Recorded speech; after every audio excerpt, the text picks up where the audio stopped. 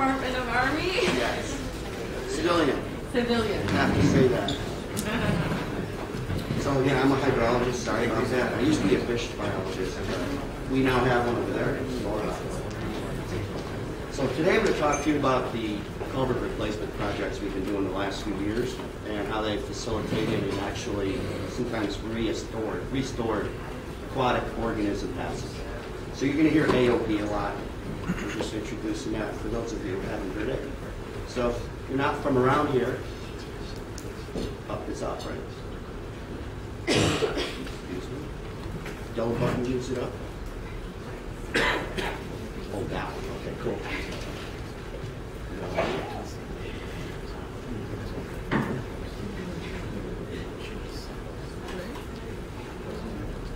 Any teenagers in here? What one was that? Yellow one? Oh, it wasn't working. Okay. I just lost 30 seconds. Darn it. Solve the talk faster. Aha! So here's where Fort Drum is. You can see it's about 200 miles, 200 something miles northwest of here. And the fact that it shows up on this map means it's actually pretty big. So if you hadn't heard of it, now you know where it is. Wow, she's right, it is sensitive. So Fort Drum does everything most military training installations do. As you see here, what's special about Fort Drum is many, many feet of snow we get, and when it melts in the spring, it makes life interesting for me.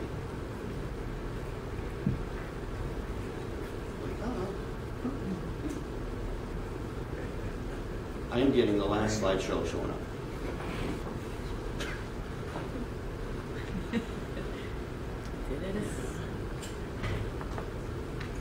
Let's try again. Aha. So Fort Drum is basically 4 pieces. I am not going to play with this thing. I don't trust it. You see down on your lower left, we have a cantonment. That's where we have our facilities, our motor pools, officers' housing, barracks. Basically all the administrative stuff goes down in the cantonment. Up in the upper right is our main impact area. We don't go in there. If you see all those little red T's, those are all our firing ranges aimed at the impact area. We won't go in there either. Down just above the cantonment is our little airport, and that's all the urban area for Fort Drum. The most important area for me and for us today to discuss is the training area, and that's all those light green polygons with the dark green lines around them. The numeric value is the training area, and the alpha value is the sub-training area. So there's dozens of sub-training areas on Fort Drum. As you can see, they're separated by straight lines and squiggly lines. So we have a lot of roads, we have a lot of streams. So we have a lot of streams and a lot of roads, you have a lot of culverts. So what I've thrown on here is the Fort Drum boundary in orange. It's about 109,000 acres, so it is pretty big. We have a number of watersheds. I labeled the ones with trout significant resources in them, like trout streams, and I shaded the ones that in yellow that we're going to talk about today.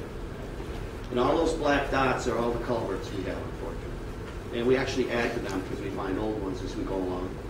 There's over 375 miles of roads. And we have non-trout streams and trout streams. There's 280 miles of DEC classified stream on Fort Drum. So there's actually more miles than that, but those are the ones that are big enough to be classified by DEC. 3/4 of those, the 280, are non-trout streams, and about 1/4 of them are trout streams. So we have culverts and a lot going on in high water events like we had the last few years, combine that with the aging infrastructure that we're seeing everywhere, you're going to have a lot of problems. And on your upper left is a sinkhole. You get those when the culverts start to break apart underneath the road, and within a short time it ends up like the second slide where everything's just blown out. And streams also work their way downstream, chew out the road from downstream, and they work their way upstream from the downstream. Let me try this. Yay! Okay, so here's what happens. We get culverts that are too small, too high to back up flows. The flows flood the road. They're also chewing out the road. What's most interesting about this slide is Fort Drum basically bought out people in the 1940s, and I'm putting that nicely. The people that lived there, they had their own culverts. They had to protect their homes, they had to protect their farms and homesteads, all that. Fort Drum came in and built culverts like these on top of them. And then they built up again and they put culverts on top of those. So instead of building bigger culverts and really knowing what to do, that wasn't something we did back then. What's interesting about this slide is that culvert's way newer than the other two. You can tell by the top, but the bottom's more rusted because it doesn't work right. So it's always fluctuating. You get a lot more rust when you get fluctuating water. So where you have poor infrastructure, you can also have poor AOP. So we wanted to figure out how to measure it. So I found out there's something called the North Atlantic Aquatic Connectivity Collaborative. You guys can all hear me, right? That's spearheaded by University of Mass Amherst, but DEC also uses it in New York. So we use NAC scores, and basically a NAC score of 0 is no passage, and a NAC score of 1 is there's no barrier. And there's all kinds of range in between. And a NAC score is partly how the culvert is functioning, what condition it's in, does it clog, but for the most part is how does that culvert mimic a stream? Do the velocities coming in and out match the stream? Does the substrate match the stream? Does the depth, does the gradient, all that stuff goes into what's mostly in an NAC score. So you can see what a 0.1 looks like. There's almost no chance of fish getting through there. This one's a little better, 0.4. 0.7, you're getting better, and this is almost an exact match to what the stream would want to do.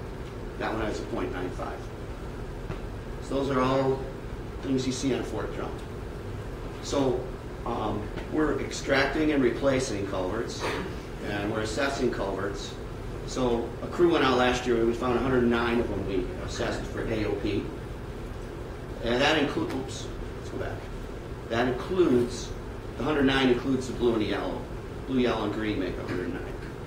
It says extracted. We extracted 55 culverts since 2014. We replaced them with 44 because sometimes you get a string of bad ones. You want to put in one good one. And the yellow are the ones we plan to work on in the future. So there's a parallel between replacing a culvert and the things that the NAC score told us. So what you want to do is you want to put a culvert in where the stream wants it to be.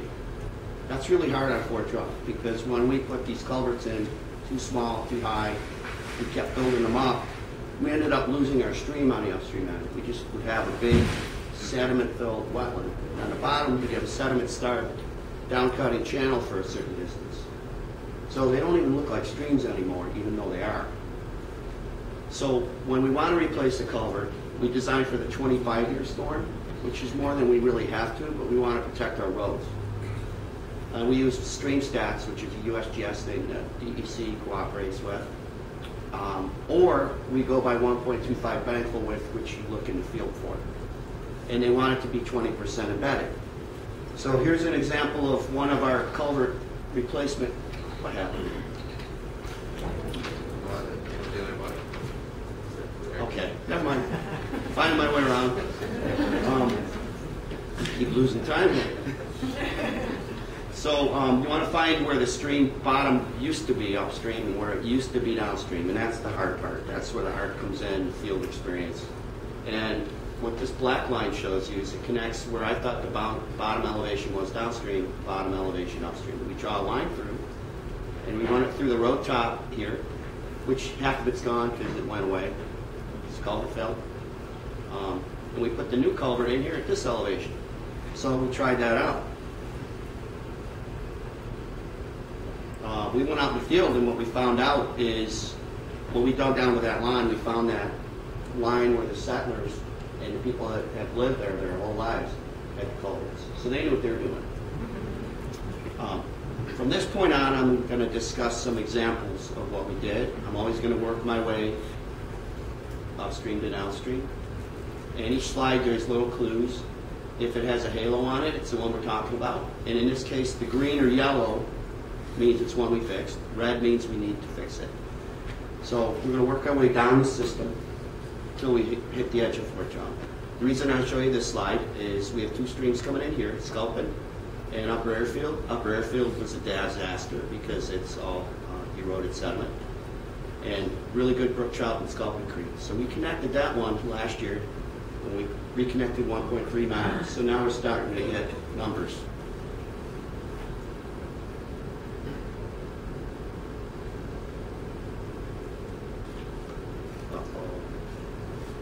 I'm all thumbs.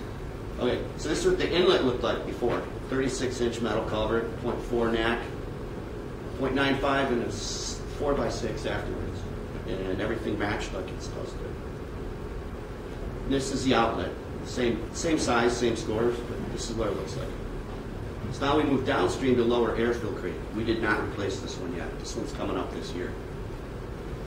I was at that talk yesterday by Laura Wildman, and I was blown away how much putting in good culverts is like pulling a dam out. It's perfect parallel. And it comes to play right here. Sorry. These three culverts act like a dam. They don't let the water through even at high flow. They're terrible. So they have the upstream wetland, sediment building up. What they're really doing is they're acting like a dam. They've cut the peak flow off that's supposed to come through there. So if you go downstream, sand is all in the channel. There's nothing on the floodplain. So we need to get those out. They should be 8 feet, but we have a 236s and a 24 in there. Those got to go. So we're taking those out this year. The good thing is you have all that sediment coming down. I threw this picture in because there's oxbows all through this sinuous section that'll handle that sand. So that's a good thing. So we're going to go to this one next, North Branch Pleasant Creek. This flows off Fort Drum, so this is really not our domain. We cannot replace it, but it's relatively poor NAC score, and it's a 72-inch. It should be a lot bigger. We're showing you guys in case DEC wants to talk to DOT and we want to work together and fix this one, because we're basically fixing the system upstream of it, and now this is your bottleneck. And if it would help get funds to know that we fixed upstream of it, that's just more ammunition, as we would say. But we do have all this sediment moving down through we have to consider. So we were just down in here. This was North Branch Pleasant Creek. We're going up to Trout Brook, next one up. And there's 6 culverts on that. We're going to work our way downstream again. We'll start with the upstream culvert, Doolin's Crossing. That's an easy one to do. We get 0.09 miles. It's a 17-inch culvert. It's supposed to be 5.5 feet, at least. So we're taking care of that one this year. So moving down is Philly Reservoir Road. The town of Philadelphia near us has a reservoir access road going through our property. And that would reconnect 1.32 miles to the 0.09 above. So we're working on this. That one's going to be next year. It's going to be really hard to do. So this one's supposed to be 10 feet wide. That's only 2 feet wide. It has a lousy NAC score. And when we got in there and really dug into what we need to know, we found out it's not even in the right place. So this red star is where it is now. The yellow star is where the stream used to go. So again, now you're moving things laterally. The monkey wrench you got, the monkey wrench that got thrown in at the last minute was they told me about this water line we got to protect. We can figure out its elevation. This one's going to be really complicated. That's why it's next year. So moving down to these two, these are ones we did replace. Actually, sorry, we're going to move up this road. We're going to pull all these culverts out this year. It's this ring here. We're going to start with the one that's on the main stem trout stream you see here. And we're going to take that one completely out.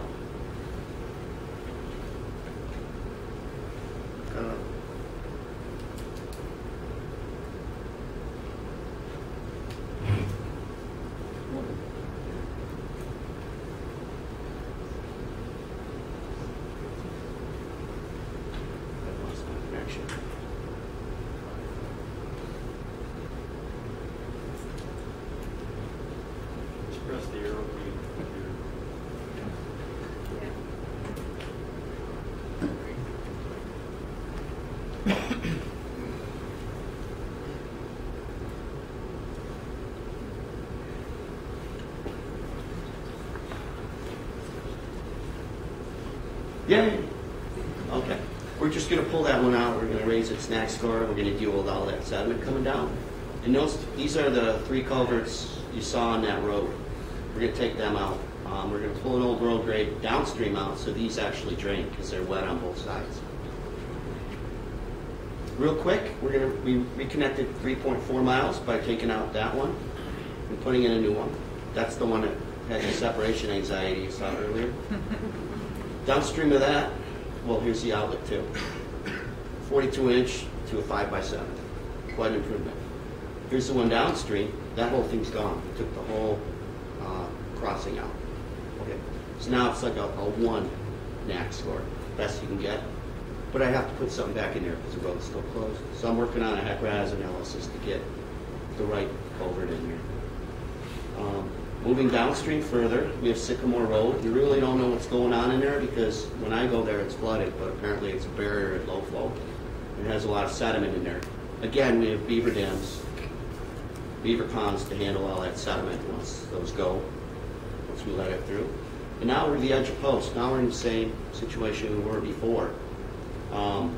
It's got a wetland on the upstream, but it's going to go. This thing's only got a few years left. So it's a little bit undersized, probably needs an 8-footer, but it's a 6-footer and it's a county route culvert. So I'm going to go to some more smaller ones we did. So we were on streams that leave Fort Drum, now we're on streams that come into Fort Drum. So just real quick, we connected 2.41 miles on Millbrook. But the important thing about this is I can claim 2.41 miles, but it connects to a stream with 17 miles on it. So that's all good news. Here's what the inlets and outlets looked like before. We went from a couple, 2-footer and a 3-footer to a 5x7. Greatly increased things.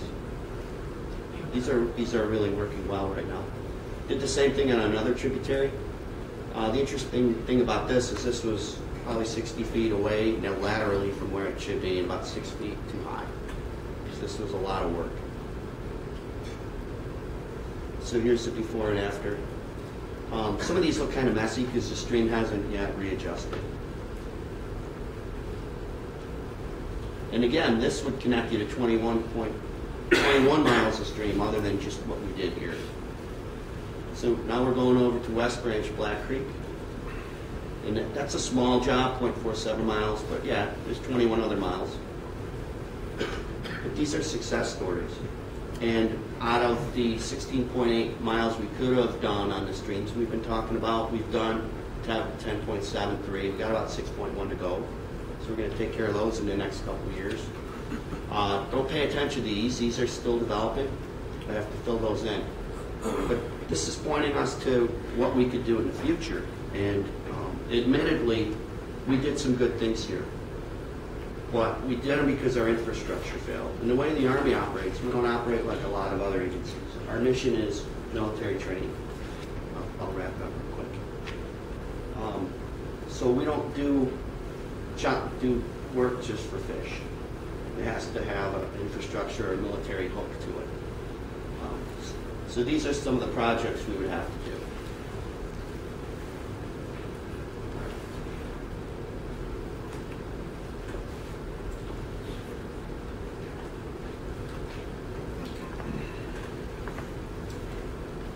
Okay, now that you know what we do now and have done, I'll tell you what we may be able to do in the future. You may have seen this ecological pyramid before. We have a wetland mitigation bank on Fort Drum. We don't have a stream mitigation bank. Well, we think we should get credit for how far downstream and upstream our benefits extend, not just what we did at the crossing. And I know that's different than how a lot of you think. Army's a business, basically. So we want to plug a stream mitigation bank into the stream ecological functional pyramid where we get more credit as we reach the top. Everybody seen this before? And then I got my hands on the stream barrier removal guide from Gulf of Maine, and it basically gives me hints on how I could quantify how far and upstream those benefits go. So that's a good thing. Last but not least, we had a stream mitigation bank instrument and prospectus that plug was pulled on a few years ago. We want to tie these three things together and maybe get a way to actually get credit for this kind of stuff. And that's it. That's my information. Sorry about all my hiccups with this thing.